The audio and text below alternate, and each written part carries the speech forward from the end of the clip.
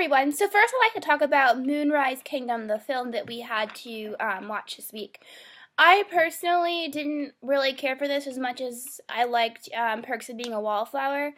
I don't necessarily think that kids will love this film just because it takes place in 1965 and a lot of things are outdated, like the record players and cassette tapes, and students can't really relate to that. But I do think that some of the themes that are in this film are definitely things that students can relate to.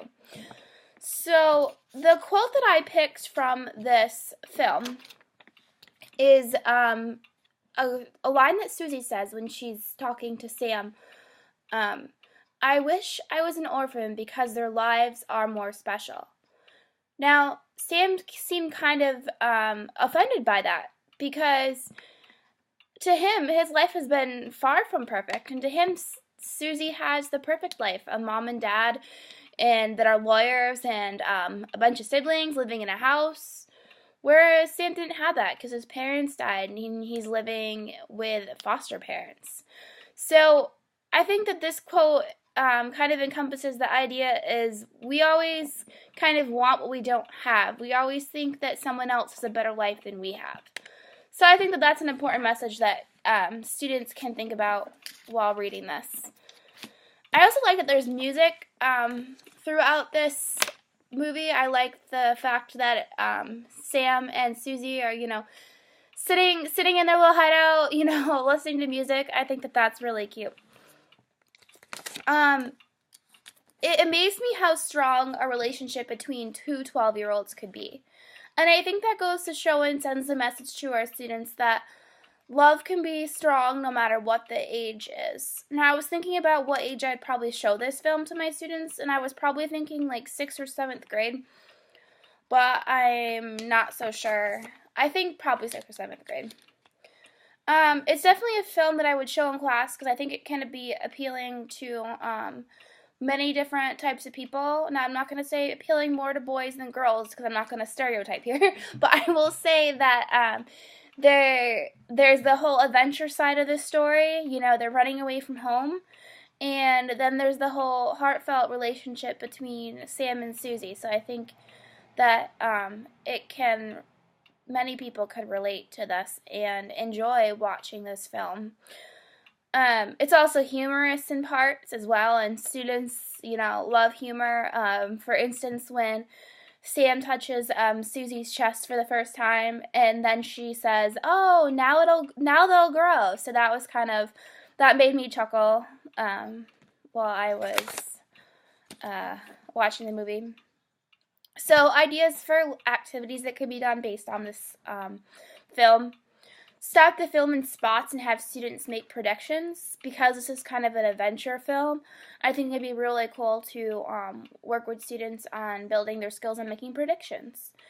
I think it'd be cool to have students write letters back and forth and pretend that they're either Susie or Sam and write letters that they think that the two main characters would have sent to each other. And then maybe write a journal of their experience. So pretend you're either Sam or Susie and have them write a journal of all about like their experience in running away and all that. And then my last idea was find a song that has lyrics that you think describes the movie and or Sam and Susie's relationship. So some of the life lessons I think that you can see throughout this movie is make the best of what you have. Love exists no matter what the age. Someone out there cares about you. And someone out there is always worse off than you are. And I think those are all important life lessons that students need to understand. At the age of, when you're in 6th or 7th grade, you're very much so still, very egocentric. So it's very important that students realize some of the important life lessons that this film teaches. Also important for them to know that electroshock therapy is not something that's going to be done if they think that someone has some sort of mental disorder. So it's important for students to know that that's not a thing. So the book that I chose this week, my independent selection, is Girl Man's Up.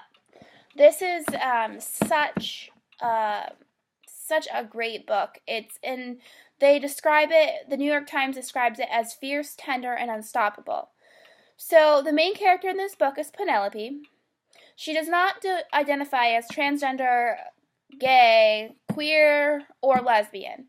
She is a girl. She identifies, I guess, as a girl. She dresses more masculine and is interested in dating girls. So the quote that I picked from this, well, it's more like a little blurb than just a quote. It's a conversation that she's having with her best friend Colby, who's a boy. And this conversation happened right after they kissed. "Why are you looking at me like that?" I asked. "You're creeping me out. It's like you're a girl, but you're not. So it might be kind of perfect, right? I feel funny. Guys don't look at me like this, just like guys don't look at each other like that, unless they're gay. Is this gay? I don't even know what to think because my brain's fried. There must be something else laced in that weed." So right here, she was perfectly happy with who she is. But now she's questioning and trying to give herself a label because everyone else is questioning her and what she is. So this book really goes against, stereotypes and the impact stereotypes can have on someone. She's struggling to find her own identity because everyone is questioning it. And she also feels pressured by others to cut off all of her hair.